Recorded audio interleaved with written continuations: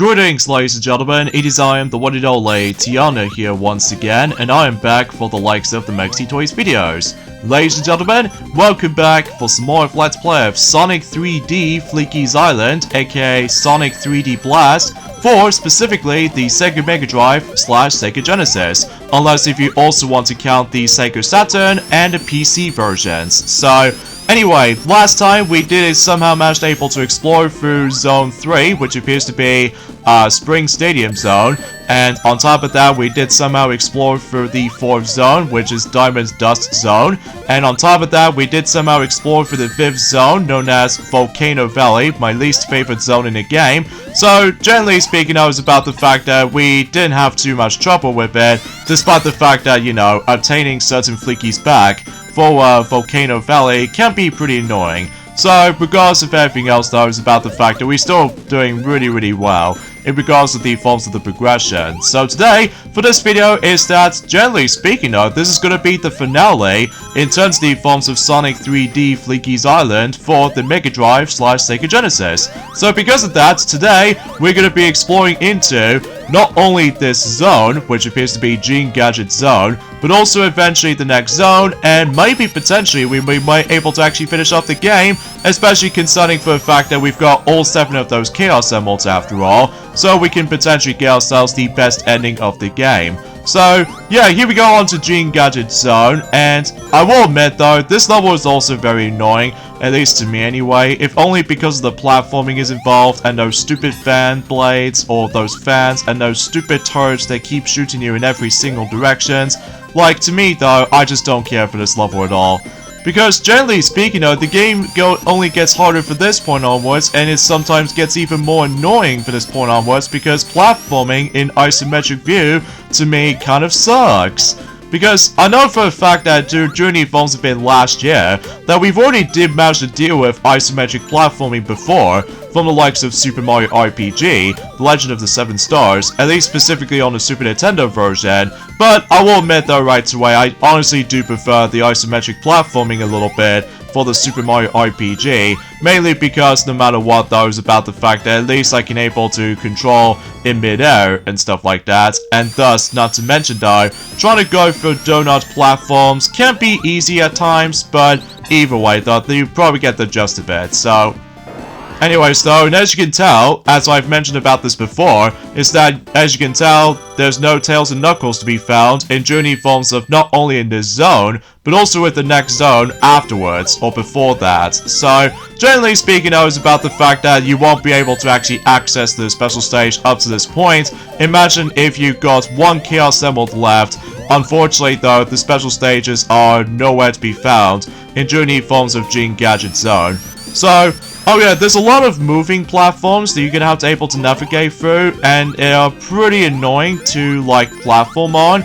Because let me tell you, it's mostly because of the hit detection in this game. You can actually go bypass that platform if you do not realize about the fact that you can able to actually clip through it. And it's just for whatever reason, it's about the fact that the hit detection doesn't seem to go completely strong. So because of that though, I think the only thing I hate about the forms of Gadget Zone Act 2 is this whole section, like I'm in right now. It's this massive giant land area, and you have to navigate through those moving platforms, and you're gonna have to go through each and different sides to able to actually get one of those Flickies in between both sides. And, it's mostly annoying. Not very much to say about this, it is very annoying, indeed. So, but regardless of everything else though for this point, is that I'm pretty sure we've almost done everything in regards to the forms of rescuing all of those Flickies for the majority of the game, because potentially speaking though, this is actually the last time we're going to be able to try to deal with certain enemies and trying to free those Flickies out, just because no matter what though, is about the fact that until eventually on the next zone coming up, something is about to go completely different at one point, so. And yeah, you see why until whenever we get to that. So, Anyways, there's also another thing I want to explain any of these things, is that you notice about the fact that, yes, yesterday we've already celebrated our 13th anniversary of the Mexi Toys YouTube channel. Jeez, I can't even believe it's been 13 years ago since the entire channel was first existence, since Injury Bombs have been February 16th in 2011, despite the fact that all these older videos are no longer present, mainly because the quality is really bad while looking back, and on top of that, the commentary itself is really bad, and on top of that, we keep on adding the forms of the shortest video clips of this entire life cycle, at least in the beginning, which as a result is not as pleasant as it looks. So, but either way, something that's worth noting for is that if you really want to access to the code to the forms of the level selection screen, did you know about the fact that, as you can tell, about the fact that you're able to actually deal with the directional pad, of course. In addition to that, 3 different letter buttons, which are A, B, and C. But did you know, in order to able to actually access the level select code, is that you need to able to press, let's just say, one of those specific letters based off of a word, Barracuda. So, for example, you can able to actually press the B button, and on top of that, there is A, R stands for right, A, C, U, D, which stands for the forms of pressing up and down on the directional pad, and finally A, which actually spells Barracuda. And that basically represents that you will be able to actually access the level selection screen, which is actually pretty cool to me. So, but I never actually got to that point, mainly because I'm pretty much more accustomed to able to play the game as normally as I attempt to. So either way. And as you can see, we now ended up in a boss fight right here, where this is where the boss fight gets a little bit more significantly harder. Where basically though, as you can see on this particular arena, we ended up in this conveyor belt, and it's your job to able to once again attack its glass dome as soon as when Eggman decides to dip down. And every once in a while, you do need to avoid a lot of those hazards, ranging from those little spiky objects, and on top of that, there was a massive spike behind us from that edge of the conveyor belt. And every once in a while is that Eggman loves able to shoot out those missiles that you also need to avoid. So, relatively not a difficult fight, it's just that I messed up quite a few jumps sometimes when it comes to depth perception, but apart from those side things though, yeah, I'm not a big fan of the forms of Gadget Zone, at least to me anyway, because, again, it feels a bit chaotic at points. So, anyways, let's move on to the next zone. In some cases, I would say this is potentially, speaking of, the 7th zone, and that's what appears to be Panic Puppet Zone. And as you can see, that, this level's pretty much like Gadget Zone, basically. Like, you still got the fans, and you still got the annoying stupid turrets, which keep shooting you in every single directions. And on top of that, as you can tell, the only major difference is this time around, though, for the sake of the forms of the actual gameplay style for this particular level's case, is that all of those Flickies are no longer inside in one of those enemies. So instead, all of those Flickies, specifically 5 of these Flickies in this act, they're all trapped in these little glass containers. So yeah, you have to able to, yeah, you see right there, you can actually bypass that platform if you're trying to go through isometric platforming while trying to deal with this particular hit detection problem. I mean, it is nauseatingly bad. Well, potentially speaking of, if you really want to get up and find some specific paths you want to go to, I mean, it's just so nauseatingly annoying. But either way, so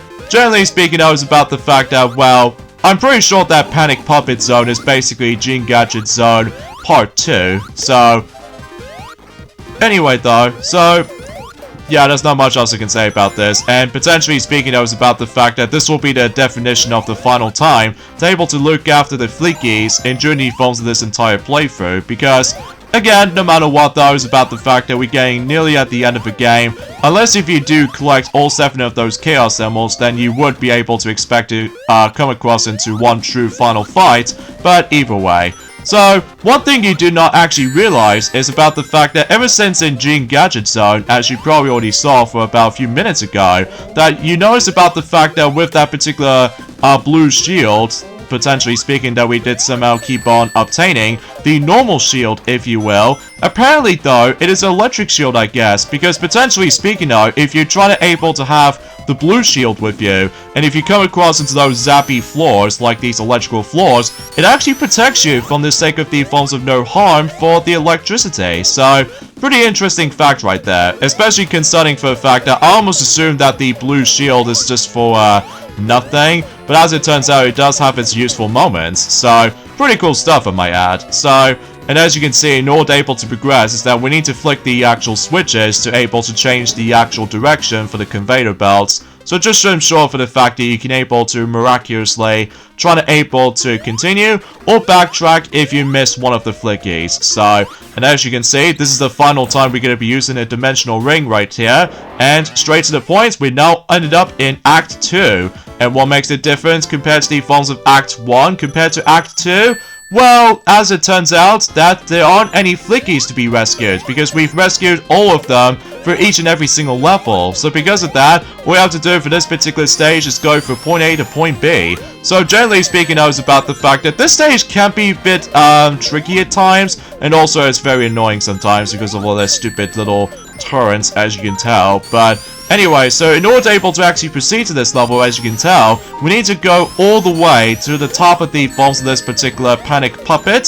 So yeah, relatively speaking, I was about the fact that, well, there isn't any enemies to deal with, especially concerning for the fact that unless you would able to actually just try to able to deal with them, well, I don't have time to waste able to deal with these guys anymore because, well, they no longer contain any flickies around. So, anyways though, a few things I want to explain for this point today is that, generally speaking though, today's date of course is the 17th of February today, in some cases in 2024 today. Recently today, that finally, Mario vs. Donkey Kong remake on the Nintendo Switch has recently came to our delivery today, and I'm really looking forward to it though, even though I will admit though, we'll let some toys we're able to tackle for that game, or perhaps even maybe that Maxi would potentially try to able to tackle for that game, but this time with a glorious Nintendo Switch remake. So anyway, yeah, this platforming section is pretty annoying because of that stupid hit detection, so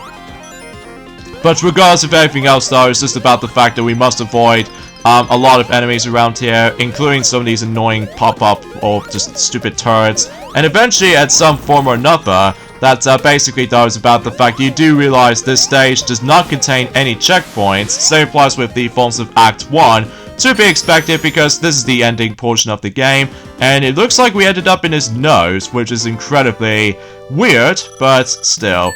And just like the forms of how it does it on Gadget Zone, there's no special stages to be able to access, so either way, it's time to deal with the forms of Panic Puppet Zone boss, and basically it's divided into 3 phases. So the first phase is pretty simple, is you need to able to let the actual shadow, or not the actual Shadow the Hedgehog, but the actual shadow you see on screen, that you need to able to let it come to you, until you're able to realize that if you pay attention to the sound, basically though is about the fact that you must dodge immediately. And after a while though, after when he does that attack, there's this little blue glowy thing decides to glow, which actually means you must attack it immediately, because if you're too slow on that part, obviously though you need to able to just keep on trying. So, and generally speaking though, is about the fact that this boss can be felt a bit tricky at times if you're not careful enough. So generally speaking though, if you made one simple mistake, or in some cases if you lose a life at any point,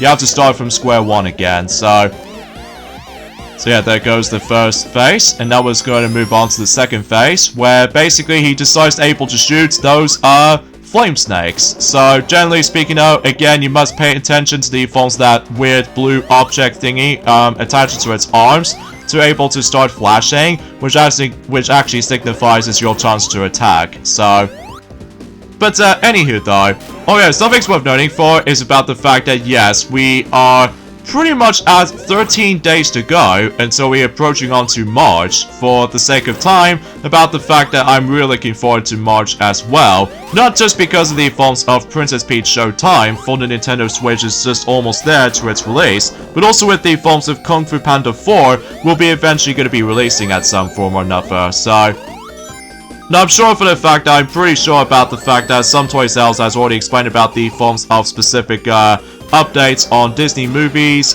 release dates up to this point, so I don't feel like trying to mention about this right now. So, plus, because generally speaking, I was about the fact that we're nearly at the end of the game, so...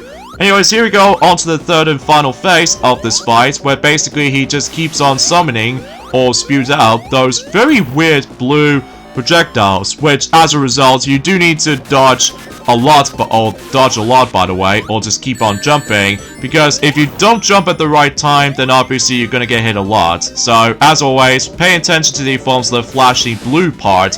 Basically, though, that's your chance to attack. So, alright, so now we've got one arm left. And after we're done with that, I'm pretty sure about the fact that Panic Puppet is pretty much done. Although, if you don't get all the Chaos Emeralds, though, this is potentially the final battle, because otherwise, though, if you ended up finishing him off, then obviously it pretty much leads you to the bad ending of the game, which I'll explain more about it, because as soon as you're able to defeat the Panic Puppet itself, and on top of that, if you gather all 7 of those Chaos Emeralds, this will pretty much lead us to not only the best ending, potentially, but also we might able to face off against with the true final boss. So... yeah, I wonder what that's gonna be all about, huh? Prepare to fight the final weapon. Oh, really? So this pretty much leads us to the true final battle, which leads us to the final fight. And it's definitely a long battle for sure, because we have to go for this particular battle for about twice, for not just by the forms of the first loop, but also with the second loop around as well. Even though generally speaking, I was about the fact that this boss does have 10 hits. So, generally speaking, though, the first section right here is about the fact that he uses fingers to able to shoot some lasers at you, and the second section is about the fact that he shoots out the flame snake, which we definitely need to avoid at all costs. So, and after that, though, we're pretty much gonna have to able to say this right now.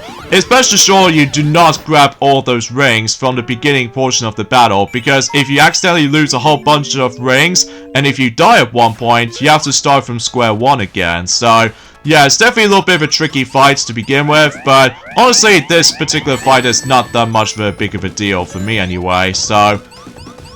okay, something's worth noting for is about the fact that if you do get the bad ending, basically, Dr. Eggman or Dr. Robotnik says a different line. And as a result, if you manage to get the bad ending, he did say the forms of a different line, saying, as long as I have this final weapon, I can conquer the world anytime. See you again, Sonic. So, yeah, that's the only differences between the bad ending as well as the, potentially the good ending. So, yeah, nothing else to say about that, I guess. So, but I would have liked to able to explain about my final thoughts of this game, potentially speaking of, while in the process of the final fight itself. This game is okay. It's not the best Sonic game in the world. I mean, the obvious highlight for me, though, is obviously the soundtrack. And while the graphics itself is alright and such, but it does feel a little bit dated at points. So, although I will say is that the Sega Saturn version is definitely a little bit more superior in my opinion, mainly because of the graphics and stuff like that. Although, I've obviously have no idea that particular platform does not show up. So, anyway, we've now done lap 1, and now we'll move on to the second, and possibly the final lap of this entire fight. So, yeah, you have to go for that cycle twice, so just to ensure. But, also, the controls might be felt a bit too sensitive for my liking. Well, assuming, of course, luckily, if you managed able to play certain Sonic game compilations, then luckily the control stick will be your best friend, especially considering for the fact that it does help you to navigate through 3D environment. So, but anyway though, and the story is pretty simple, self-explanatory. I mean, nothing complains there. Although the gameplay itself is fine, it's just that, well, getting those flickies can be felt a bit tiresome at points, even especially noticeable concerning for the fact you have to do this every single time for the majority of some zones in the game, except with Act 2 of Panic Puppet Zone. So, overall, for my final thoughts of this game though, well, at least specifically the Mega Drive / Sega Genesis version, I would say this version is okay. I mean, generally speaking though, it does have some flaws for sure, but it's just about the fact that, well, I would classify to go back onto the other Sonic games even to this day. Specifically Sonic 1, Sonic 2, Sonic 3 and Knuckles, and even especially noticeable with Sonic Mania every once in a while. So, yeah, let me know in the comments down below of what you think about the forms of the Mega Drive / Sega Genesis version of Sonic 3D Blast or Sonic 3D Flickies Island, because I'd like to hear your thoughts. So, anyway, so now let's go in and deal with the final hit on this particular, the final fight, as far as this particular thing goes. Oh yeah, in this section right there is that you need to dodge a lot of those balls right here as he constantly shoots out.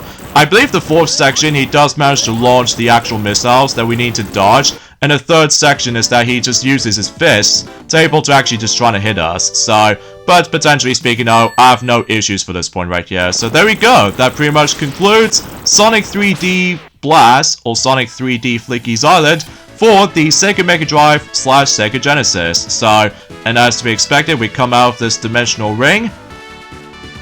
Thank you, Sonic. You saved us from Robotnik. We are grateful for your efforts. I just did what I wanted to do. Nobody messes with my friends. See ya.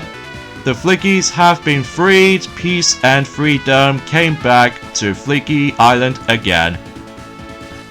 And that's basically how the ending works. So basically, this leads us to the best ending, basically. So, yeah, not much else to say about the forms of this game, and potentially speaking though. And, well, I suffice to say, after all, my copy of Mario vs. Donkey Kong on the Switch game has just been arrived. I suppose maybe around that time is that tomorrow we'll definitely able to play that game. Specifically, that much like the forms have been the Game Boy Advance version, it will most likely focuses on weekends for that uploading schedules department. So, but either way, so yeah, I hope you guys do enjoyed this particular redo Let's Play of Sonic 3D Flickies Island, and it was quite an interesting experience while looking back on it though. I mean, yeah, I might able to struggle at one point, especially with controls as well as the positioning when it comes to jumping on, you know, enemies and stuff like that, but still. So, with that being said though, is that hopefully we'll get around to doing some more redo Let's Plays for the Sonic games just before Sonic Cross Shadow Generations is coming out. So, generally speaking though, I would classify for saying that next up we will do Sonic the Hedgehog 4 Episode 1 alongside with Episode Metal and Episode 2 at the same time. So, I have no idea when that's going to be up. Well, let me know in the comments down below. So, even then though, this is me, Tiana, from the likes of the Maxi Toys. And until then, I will see you guys soon. Ciao, or bye.